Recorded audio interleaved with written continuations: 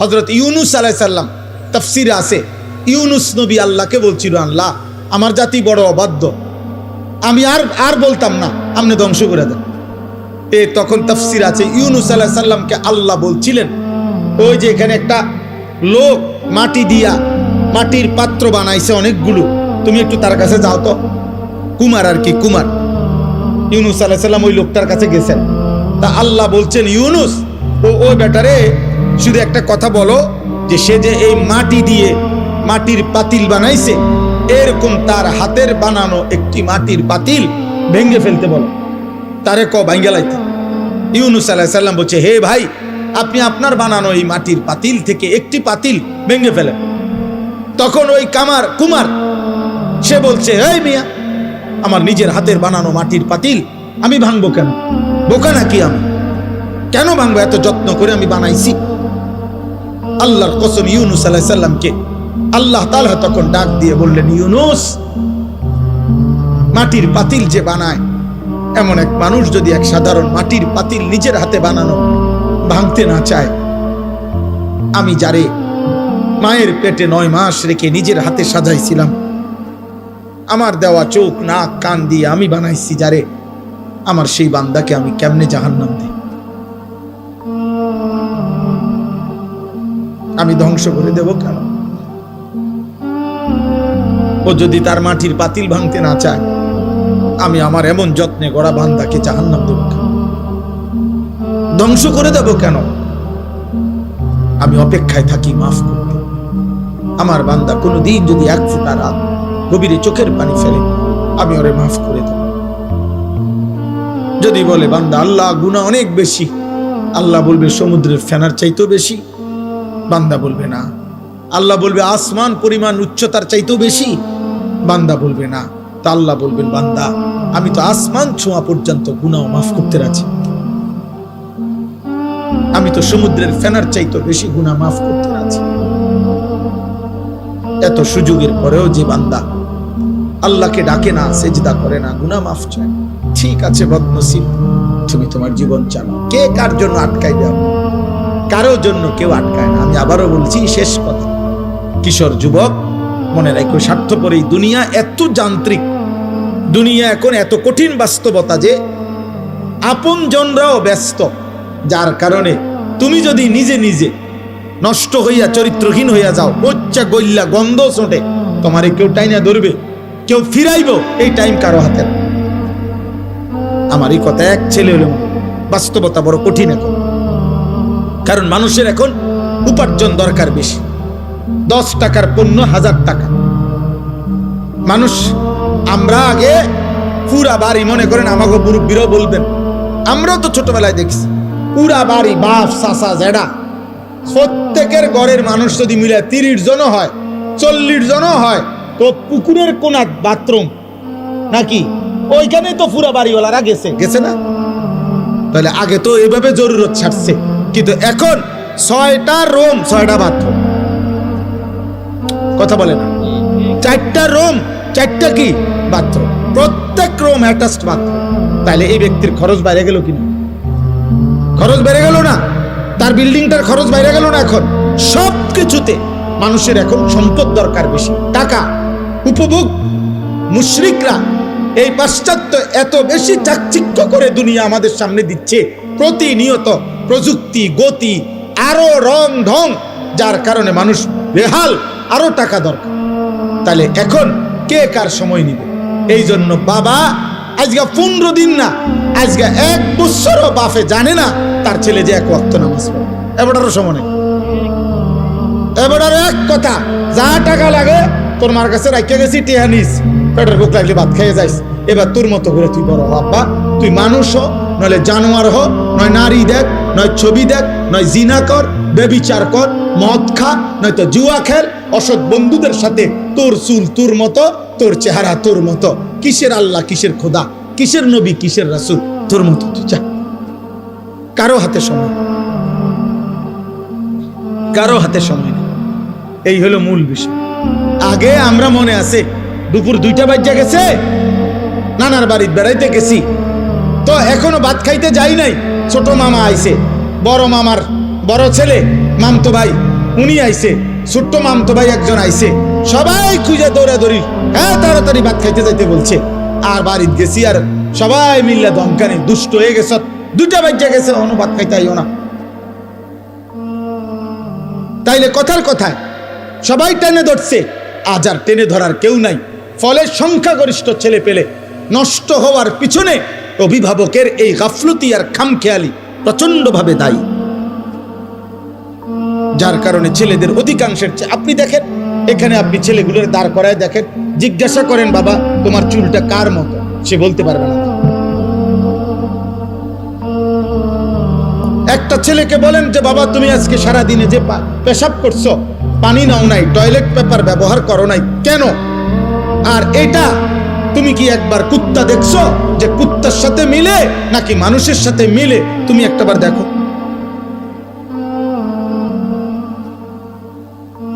তুমি কি কোনো জানোয়ার দেখো নাই কোনোদিন যে জানোয়ার পেশাব করার পরে কি করে? তুমি কি কোনো মুমিন দেখো নাই মুমিন পেশাব করার পরে কি করে? আল্লাহ আমাদেরকে বুঝ দান করেন, আল্লাহ আমাদেরকে কবুল করেন। আজকের এই মুবারক মাহফিল আল্লাহ তাআলা ভরপুর বরকত দান করেন। আমার জিন্দেগির একটা ফিকির ছিল, আমার জীবনের একটা স্বপ্ন, এই শেষ কথা আমার দোয়া করছি আপনাদের কাছে।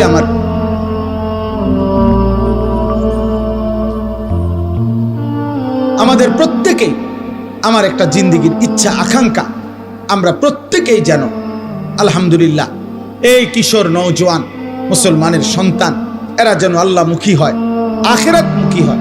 আপনাদের রাত গভীরে অভিভাবকদেরকে আমি বললাম, আপনারা যারা আসছেন কষ্ট করে, ছেলেরা যারা আয়োজন করেছেন, আল্লাহ আপনাদের সবাইকে ভালো রাখেন, কবুল করেন, বলেন আমিন, বলেন আমিন।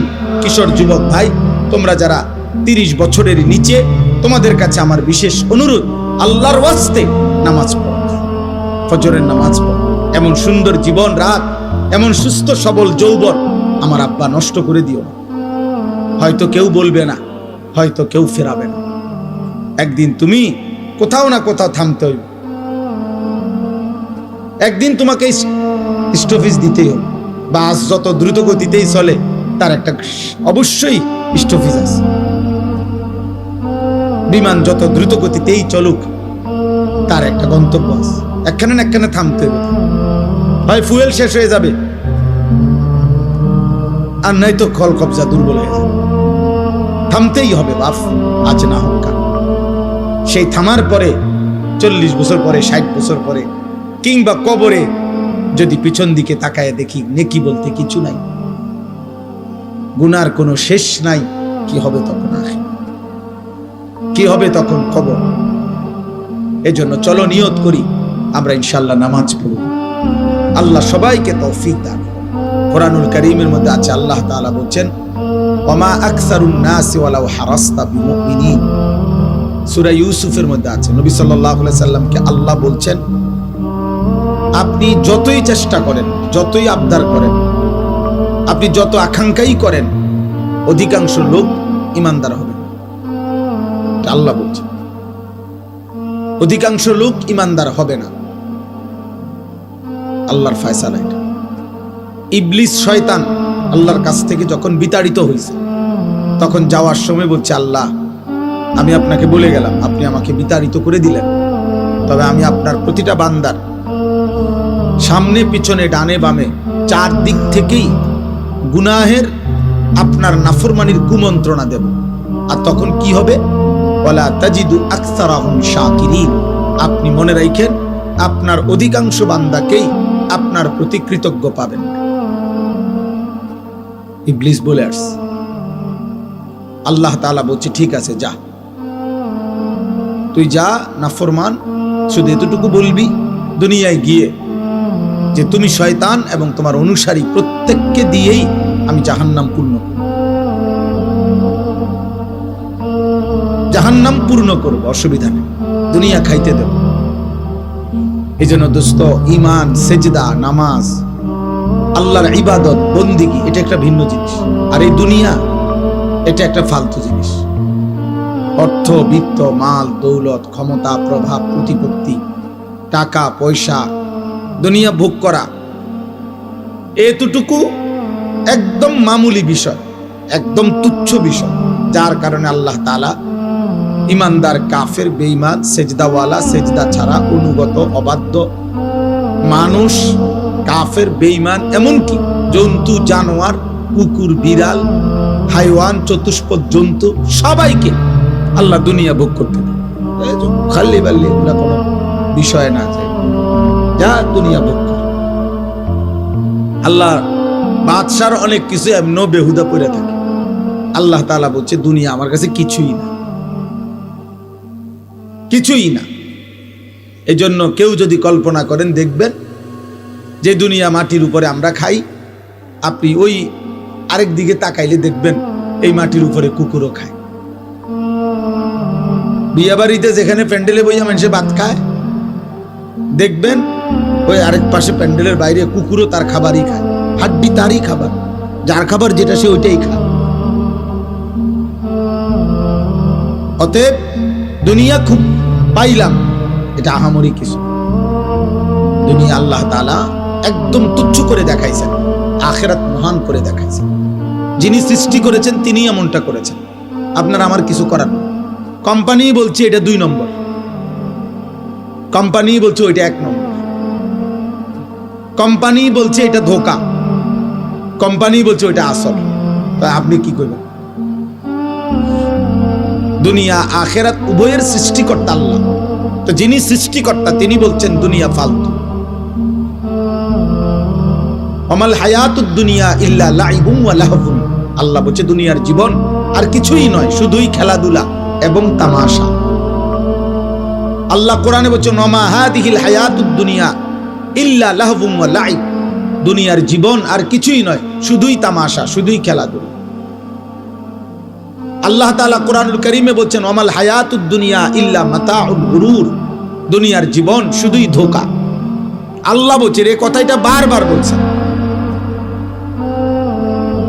দুনিয়ার জীবন শুধুই ধোঁকা, ধোঁকা, গুরুর, গুরুর, ধোঁকা। এখানের হাসিটাও ধোঁকা, এখানের কান্নাটাও ধোঁকা। যে এখন হাসে ও বাচ্চার মতো, দেখেন একটু পরে কাঁদবে। যে বাচ্চা কাঁদে একটু পরেই একটা চিপস দিলে ও আবার হাসবে। এই জন্য দোস্ত, দুনিয়া ধোঁকা। এখানে আলোর পিছনে অন্ধকার আছে, এখানে রোদের পিছনে বৃষ্টি আছে। অতএব বারবার এই কথা কোরআনুল কারীমের মধ্যে আছে। মানে আমার কথা হলো এই কথাটা বুঝানো যে আল্লাহ দুনিয়াকে তুচ্ছ করে দেখাইছেন, আখিরাতকে মহান করে দেখাইছেন। আল্লাহ তাআলা বলেন ওয়ালা দারুল আখিরাতু খায়রুল লিল্লাযিনা ইয়াত্তাকুন। আখিরাতের ঘর জান্নাতি হচ্ছে মুত্তাকিদের জন্য উত্তম। ওয়া ইন্নাদ দারাল আখিরাতা লাহিয়াল হায়াওয়ান। আল্লাহ বলেন আখিরাতের ঘর জান্নাতি হচ্ছে জীবন, বেঁচে থাকার সার্থকতা। আল্লাহ তাআলা বলেন দুনিয়া, আল্লাহ তাআলা বলেন গুরুর, ধোঁকা। যুয়্যিনা লিন-নাসি হুব্বুশ শাহওয়াত মিনান নিসা والبنين والقناطير المقنطرة من الذهب والفضة والخيل المسومة والأنعام والحرث। আল্লাহ তাআলা বলেন বান্দা তোমার জীবনে সৌন্দর্যের যত আয়োজন এ আমার দেওয়া।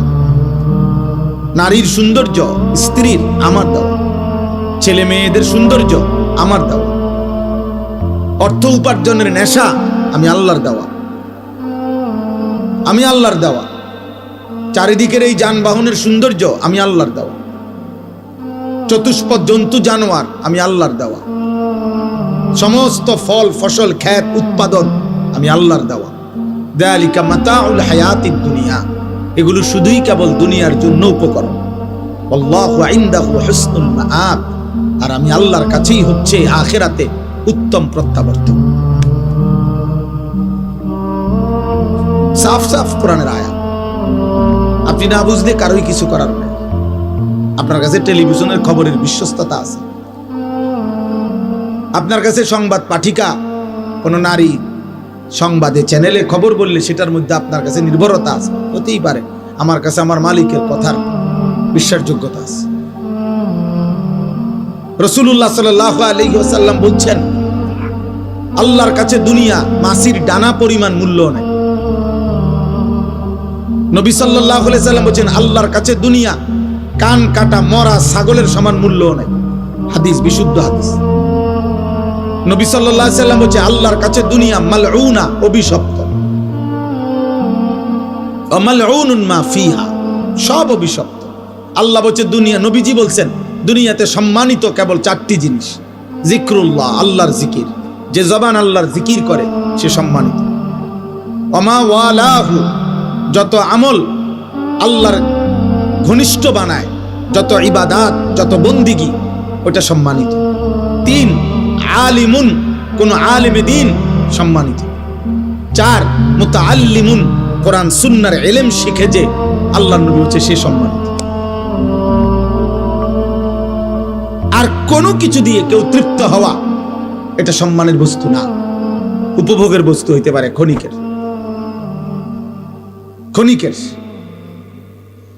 বাকিটা ক্ষণিকের। জাহারাতাল হায়াতিদ দুনিয়া, কোরআনুল কারীমের মধ্যে আছে, আল্লাহ তাআলা নবীজিকে বলছেন ওয়ালা তামুদ্দান্না আইনাইকা ইলা মা মাত্তা'না বিহি আজওয়াজাম মিনহুম। আল্লাহ বলছে বন্ধু, চারিদিকে আমি দুনিয়ার যা কিছু দিয়েছি, কোনো কিছু দেখে আপনি চোখ বড় করে তাকাবেন না। বাপ রে, কি করে এটা বিল্ডিং! আরে সুবহানাল্লাহ, গাড়ি নি কতইব দাম চাই আন্দাজ 80 লাখ না বেটা, 1 কোটি। চোখ বড় করে এমন ভাবে তাকাইতেছে করে, বিরাট কিছু। 80 লাখ টাকা দামের গাড়ি, 80 লাখ টাকার দামের গাড়ি দিয়ে ইউরোপে ছাগল টানে, জাপানে 1 কোটি টাকা দামের গাড়ি দিয়ে ঘাস টানে, ঘাস। ইটালি, অস্ট্রেলিয়াতে হেলিকপ্টার দিয়া খেতে সার দেয়। হ্যাঁ, আমার পরিচিত ঘনিষ্ঠ একজন এই বাংলাদেশি প্রবাসী অস্ট্রেলিয়া থাকে, উনি সার দেয় খেতে এই হেলিকপ্টার দিয়ে। ওনার চাকরি এটা। ওনার আমি জিজ্ঞাসা আপনি কি করেন? আমি হেলিকপ্টার দিয়ে সার দেই। আমরা বাংলাদেশে হেলিকপ্টার দিয়ে সার দিব কোন বছর? এই 12 তারিখের পর, 13-14 তারিখের দিন। দেখ, প্রত্যেকের বাড়িতে অটো উড়াইয়া নিয়া সরকারিভাবে হেলিকপ্টার দিয়ে যাবে। উন্নয়নের জোয়ারে সকলেই আশা করা যায় হেলিকপ্টার দিয়ে সার দিতে পারে।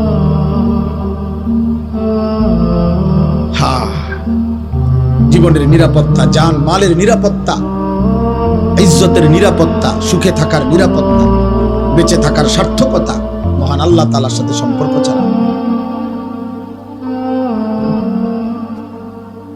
হবে না। আব্বা, এখন একটি সমাজের মধ্যে একটি মসজিদকে কেন্দ্র করে মনে করেন একটা মসজিদ, এই মসজিদটা কমপক্ষে মনে করেন 50 ঘর মানুষের মসজিদ ধরে নেন, 50 ঘর মুসলমানদের মসজিদ এটা।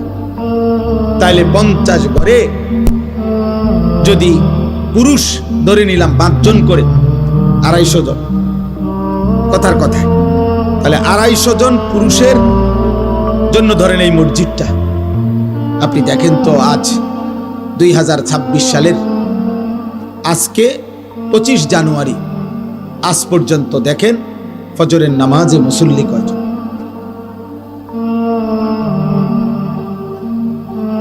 বুঝেন নাই আমার কথাটা? সুখ আসবে কোত্থেকে? সুখ আসবে কোত্থেকে?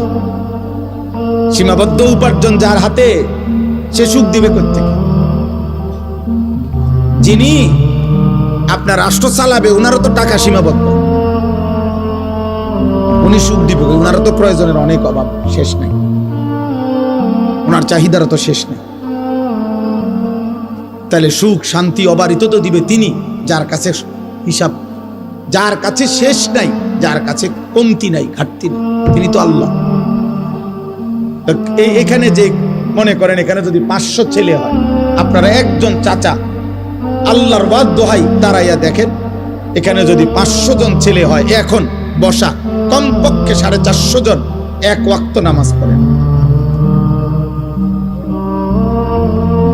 এই বেনামাজি অসভ্য বেয়াদব যে সমাজে প্রতিদিন বেড়ে উঠছে, চলতেছে, এই জাতির সুখ আসবে কেন? এ কারাকারিয়ে চলবে, কামড়া কামড়িয়ে চলবে, কামড়া কামড়িয়ে চলবে, ধাক্কা ধাক্কিয়ে চলবে, ঠেলা ঠেলিয়ে চলবে। সুখ এখনো অনেক